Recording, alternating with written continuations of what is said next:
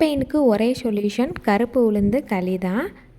வேலையாக இருக்கிற கருப்பு உளுந்தை மட்டும் களிக்கு வந்து ரெடி பண்ணி வச்சுக்கலாம். நெக்ஸ்ட் மந்த் மளிகை சாமான் வாங்கும்போது மொத்தமாக அரைச்சி வச்சுக்கலாம்னு சொல்லிட்டு இருக்கிற கருப்பு உளுந்தை மட்டும் இன்றைக்கி களிக்கு ரெடி பண்ணியிருந்தேன். ஒரு கப் அளவு கருப்பு உளுந்து எடுத்திருக்கேன். இதோட வாசனைக்காண்டி 2 ஏலக்காய், கொஞ்சமாக சாப்பாட்டு அரிசி சேர்த்துட்டு நல்ல வாசனை வர வரைக்கும் வறுத்து எடுத்துக்கலாம்.